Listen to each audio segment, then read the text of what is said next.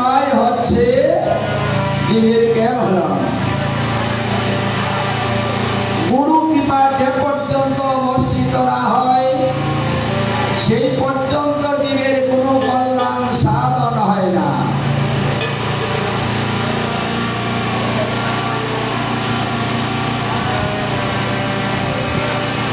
এই জন্য আজকে শুরুটা হচ্ছে গুরু কৃপা দিয়ে।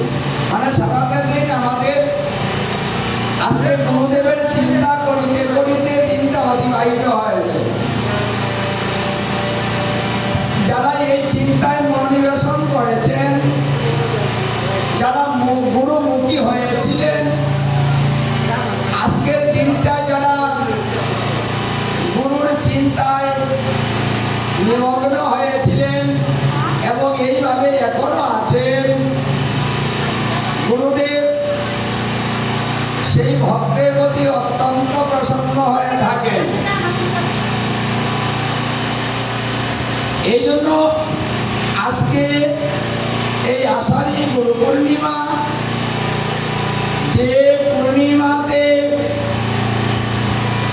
নারায়ণের অবতার বেদব্যাস মুনি আবির্ভূত হয়েছিলেন। বেদব্যাস মুনি নারায়ণের অবতার বলা হয়, কারণ এই বেদব্যাস মুনি আমাদের সমস্ত শাস্ত্রকে প্রণয়ন করেছেন এবং আমাদের সহজে শাস্ত্র বোঝার জন্য তিনি বেদকে অতি সহজ করেছেন, খণ্ড খণ্ড করেছেন। এই জীবের কল্যাণের জন্য বেদব্যাস মুনি এই শাস্ত্রকে এইভাবে বিভক্ত করেছেন। 18 পুরাণ করেছেন, 18টা উপপুরাণ করেছেন, ব্রহ্মসূত্র করেছেন, মহাভারত করেছেন এবং শ্রীমদ ভাগবত সেটাও করেছেন। তাই আজকে আমরা যে শাস্ত্র নিয়ে কথা বলি, আজকে এই কলিকালে যে ভক্তি নিয়ে কথা বলি, যে ভক্তির উপরে আমাদের এই কলিকালের ধর্ম, সেই ভক্তি শাস্ত্রটাও কিন্তু বেদব্যাস মুনির দ্বারাতে প্রণীত হয়েছে। দেখুন, এই যে ভক্তি শাস্ত্র প্রণয়ন করেছেন, সেখানেও গুরুদেবই কৃপা করেছেন। এই গুরুদেবের কৃপা ভিন্ন বেদব্যাস মুনি পর্যন্ত শান্তি পাননি। গুরু কৃপা যদি না হয়, এত বড় একজন বিজ্ঞপ্রাজ্ঞ ব্যক্তি যিনি নারায়ণের অবতার, তারও মনে অশান্তি প্রবেশ করেছিল, আর সেই অশান্তি দূর করেছিলেন গুরুদেব। কারণ শিষ্যের যখনই অশান্তি হয়, মন যখন অশান্তিতে ভরে যায়, যখন শান্তি পায় না, সেই ক্ষেত্রে গুরুদেব তাকে শান্তি দিতে পারেন। কারণ যে কারণে মানুষের মন বিক্রিয়া হয়, সেই কারণটা যদি ধরিয়ে দেওয়া যায় আর বলে দেওয়া যায় যে এই কাজটা তোমার হচ্ছে না, মনে হচ্ছে, তুমি এই রাস্তাটা ছেড়ে দিয়ে তুমি এই রাস্তাটা ধরো, এই কাজটা করিলে তোমার মন শান্তি হয়ে যাবে। সেই কথাটাই গুরুদেব বলেছিলেন। যখন বেদব্যাস মুনি তিনি মনে শান্তি পাচ্ছিলেন না, অশান্তিতে ভুগছিলেন, সরস্বতী গঙ্গা তিনি একা একা বসে তিনি চিন্তা করতেছিলেন। ঠিক সেই সময় বেদব্যাস মুনির গুরুদেব নারদ মুনি, ব্রহ্মার পুত্র, সেই ব্রহ্মার পুত্র নারদ মুনি এসে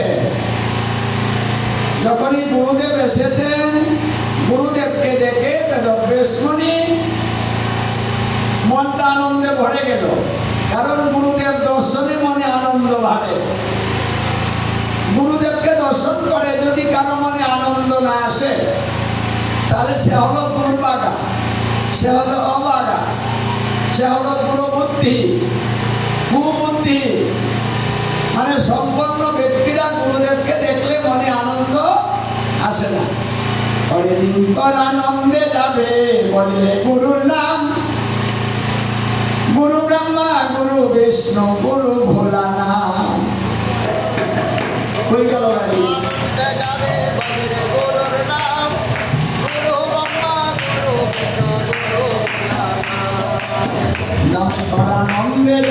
বললে গুরুর নাম, গুরু ব্রহ্মা গুরু বিষ্ণু গুরু ভোলানাথ।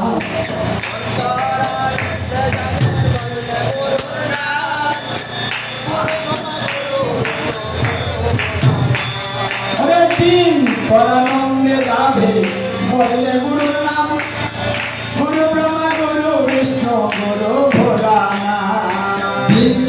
আনন্দে যাবে বললে গুরুর নাম, গুরু ব্রহ্মা গুরু বিষ্ণু গুরু ভোলানাথ। গুরু ব্রহ্মা গুরু বিষ্ণু গুরু ভোলানাথ। গুরু ব্রহ্মা গুরু বিষ্ণু গুরু ভোলানাথ। গুরু ব্রহ্মা গুরু বিষ্ণু গুরু ভোলানাথ। গুরু ব্রহ্মা গুরু বিষ্ণু গুরু ভোলানাথ। আনন্দে যাবে বললে গুরুর নাম, গুরু ব্রহ্মা গুরু বিষ্ণু গুরু ভোলানাথ। আনন্দে যাবে বললে গুরুর নাম, গুরু ব্রহ্মা গুরু বিষ্ণু গুরু ভোলানাথ। গুরু ব্রহ্মা গুরু বিষ্ণু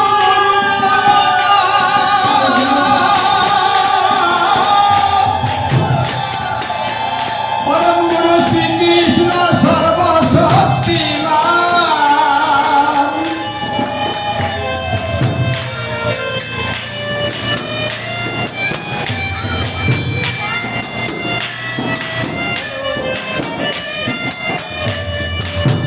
গুরু ব্রহ্মা গুরু বিষ্ণু গুরু ভোলানাথ, পরম গুরু শ্রীকৃষ্ণ সর্বশক্তিমান। আনন্দে যাবে বললে গুরুর নাম, গুরু ব্রহ্মা গুরু বিষ্ণু গুরু ভোলানাথ। গুরুর নাম, গুরু ব্রহ্মা গুরু বিষ্ণু গুরু ভোলানাথ। গুরু মাতা গুরু পতি গুরু হয় মাতা, গুরু তারা এই জগতে নাই কোনো গতি। গুরু মাতা গুরু পিতা গুরু হয় পতি, গুরু তারা এই ভুবনে নাই কোনো গতি। গুরু মাতা গুরু পিতা গুরু হয় পতি,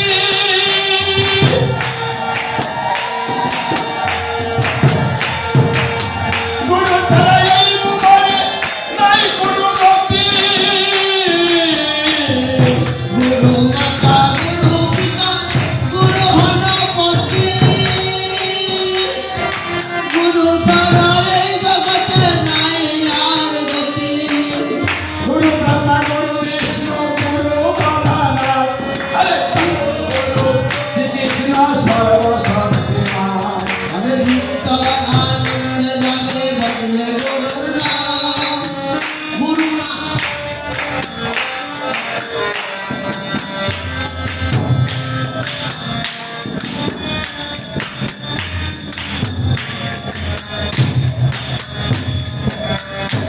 তাহলে গুরু ভজলে গুরুর নাম নিলে গুরু দর্শনে জীবের দিন ভালো যায়, আনন্দ বেড়ে যায়।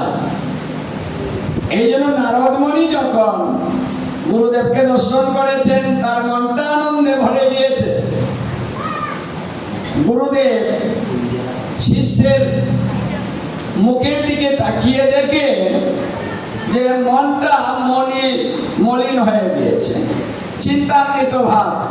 গুরুদেব জিজ্ঞাসা করলেন, বেদব্যাস তোমার মনটা এমন দেখা যাচ্ছে কেন? তোমার কি হয়েছে?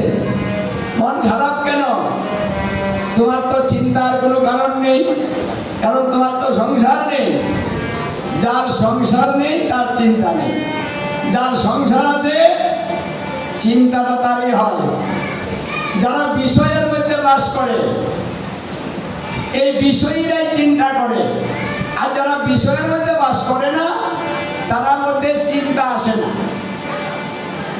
এই জন্য চৈতন্য চরিতামৃতে বলছে যে বিষয়ীর অন্ন না খাইবে, বিষয়ীর সঙ্গ না করিবে। বিষয়ীর অন্ন খেলে মলিন হয় মন, মানে বিষয়ীদের অন্ন খেলেও মনটা মলিন হয়ে যায়। আর মন হলে মলিন না হয় কৃষ্ণ ভজন, কারণ মনটা যদি খারাপ থাকে কৃষ্ণ ভজনটা হয় না। বেদব্যাস মণিকে বলছেন নারদ মণি, বেদব্যাস যে তোমার মনটা এমন মলিন দেখাচ্ছে কেন? কি নিয়ে ভাবছো? কি হয়েছে তোমার? বলে বলো তো। গুরুদেবকে প্রণাম করে বেদব্যাস মণি বললেন, হে গুরুদেব, আমি বুঝতে পারছি না আমার মনটা কেন খারাপ হলো, আমার কি হয়েছে আমি জানি না গুরুদেব, আমার কি হয়েছে কৃপা করে আপনি বলে দেন। আমার কি হয়েছে আপনি বলে দেন, আমি বলতে পারছি না। গুরুদেব হেসে দিয়ে বললেন, বেদব্যাস, তুমি সারা জীবন পাণ্ডিত্য করেছ, অনেক গ্রন্থ রচনা করেছ, বেদকে খণ্ড খণ্ড করেছ, তুমি কি না করেছ? তুমি তো অনেক জ্ঞানী, অনেক কিছু করেছ, আর আজকে মন খারাপ, সেটা বুঝতে